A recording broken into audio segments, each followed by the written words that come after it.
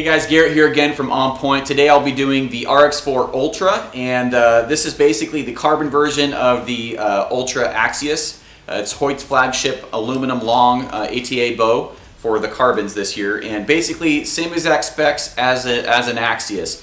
It's a 34-inch axle, 6 3/4 inch brace height with a 334 IBO, but it is about a half a pound lighter, and you can definitely feel that when you hold the bow. This year, some things that they did change is they have the integrated rest, kind of like what Matthews did last year, and then they did make a slight change to the cam system. It looks like it's a little bit easier to change. And then one thing that I did like, because I like a more firm back wall, and Hoyt's had quite a bit of a sponge historically, is that they went with a kind of like a longer draw stop here, which kind of shores up and makes that back wall feel a little bit more firmer. There is definitely still a sponge there, but definitely a more firm back wall. So it's kind of a happy medium for folks.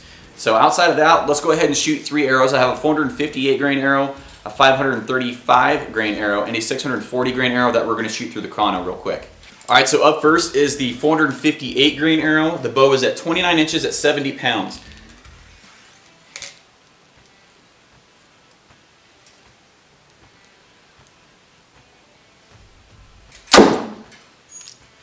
At 276, it does kick a little bit more than the Axius, which is understandable. It's lighter, a little bit more vibration, pretty quiet compared to previous models,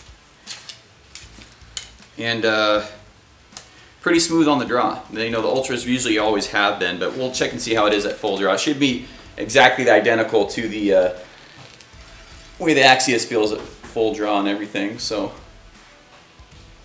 yeah. It's got a pretty healthy value there, but it will go on if you let it.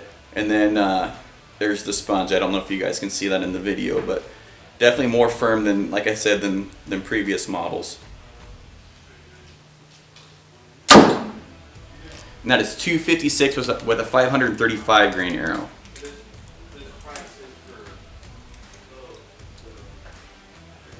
And here goes the 640 grain arrow.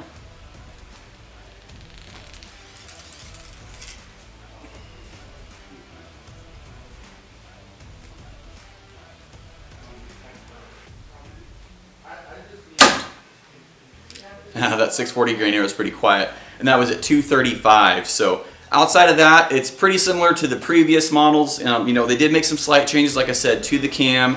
They made a little bit longer, basically draw stop to shore up that valley or the sponge on the back wall, and the integrated rest, which you do not have to use, and that's kind of a cool feature. But you know, the rest that they did use is a QAD, and it has the micro tune, so they chose an easier to tune rest.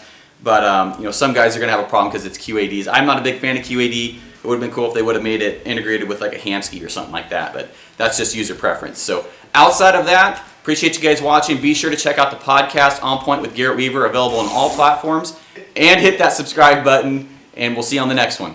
Bye.